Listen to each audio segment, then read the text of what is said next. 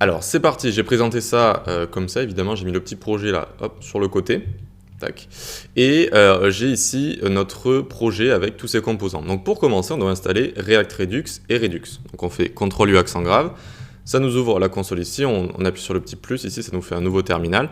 Et on fait npm install Redux. Et on va également installer React Redux. Ok, donc maintenant on va installer npm install React Redux, tac, React Redux. Ok, donc on voit ici qu'on a bien notre Redux ici et notre React Redux. Pourquoi on a besoin d'installer ces deux dépendances? Parce que Redux de base peut s'utiliser sans React, ça peut s'utiliser sur une application JS native et avec plein d'autres choses. Et donc on va avoir le corps de la librairie, ça va être Redux ici, et ensuite React Redux avec des fonctionnalités spécifiques à React. Ok? Donc ensuite, on a envie de créer le store. Le store, c'est ce qui va contenir tout le state de notre site. Donc on va aller dans index.js. Alors je vais grossir un petit peu. Voilà, tac. Et dans index.js, on va faire import. Qu'est-ce qu'on a envie d'importer? Create store pour pouvoir créer un store from Redux. Hop, nickel. Maintenant, on va se créer notre store tout simplement. Regardez, const store est égal. Et là, on va utiliser la méthode qu'on a importée, create store, et on doit lui passer le réduceur. Le réduceur, à chaque fois, c'est ce qui va modifier le state et donc lui envoyer le state modifié. Très bien, on a passé le réduceur ici, mais le réduceur, pour l'instant, il n'existe pas. Il faut le créer.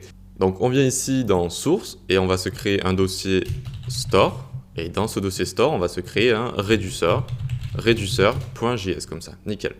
Ce réduceur, il faut le faire commencer avec const initial state, donc avec un state initial.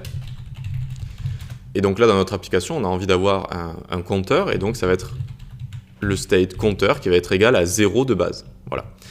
Et ensuite, on vient venir se créer notre réduceur, donc on vient se faire un const réduceur est égal.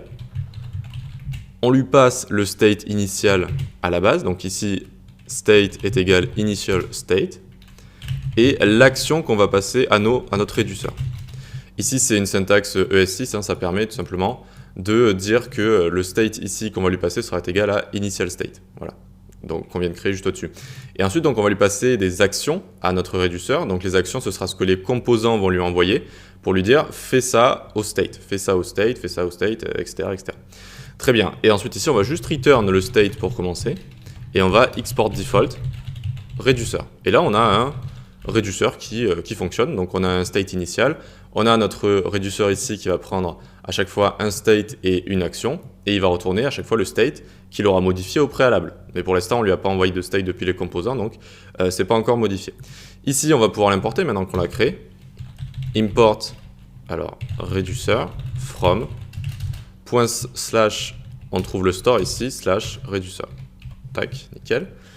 Hop, alors, et donc normalement ça fonctionne très bien. On a notre store ici, on vient de le créer en lui passant le réduceur.